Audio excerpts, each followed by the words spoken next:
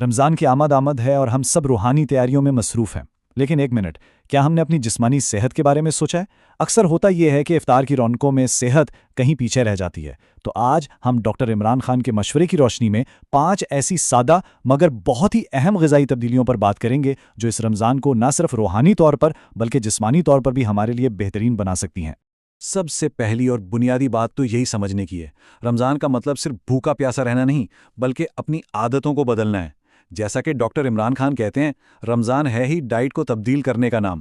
یہ سوچ ہی آپ دیکھیں گے کہ سب کچھ بدل دیتی ہے، کیونکہ جب ہم اپنی غذا پر قابو پاتے ہیں تو دراصل ہم ضبط نفس کی مشق کر رہے ہوتے ہیں، اور یہی تو اس مہینے کی اصل روح ہے۔ تو اس تبدیلی کا آغاز کہاں سے ہو؟ چلیں سب سے پہلے ان چیزوں پر بات کرتے ہیں جنہیں ہمیں اپنی غذا سے فوری طور پر نکال دینا چاہیے۔ یہ 3 چیزیں ہیں جن سے پرہیز کرنا اس مہینے میں بہت ضروری ہے۔ پہلی چیز ہے کیفین۔ ہم میں سے اکثر لوگ چائے اور کافی کے بغیر دن گزارنے کا سوچ بھی نہیں سکتے، ہے نا؟ لیکن رمضان میں ان کا استعمال کم سے کم کرنا چاہیے۔ اب سوال یہ ہے کہ کیوں؟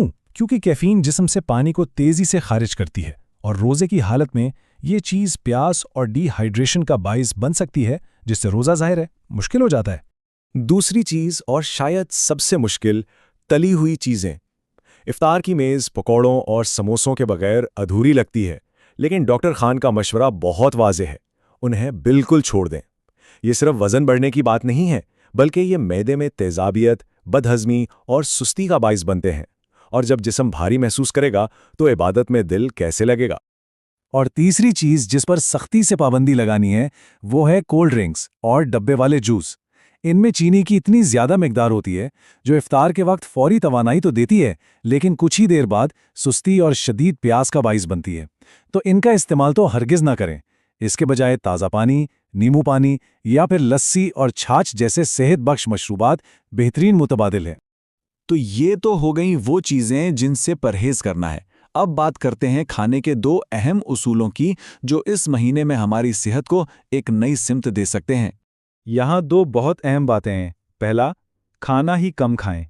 سارا دن بھوکا رہنے کے بعد افطار میں بہت زیادہ کھا لینا ایک عام سی بات ہے، لیکن اصل مقصد تو معدے کو آرام دینا ہے، اس پر بوجھ ڈالنا نہیں۔ اور دوسرا اصول یہ ہے کہ کھانے کے ساتھ پانی نہ پئیں۔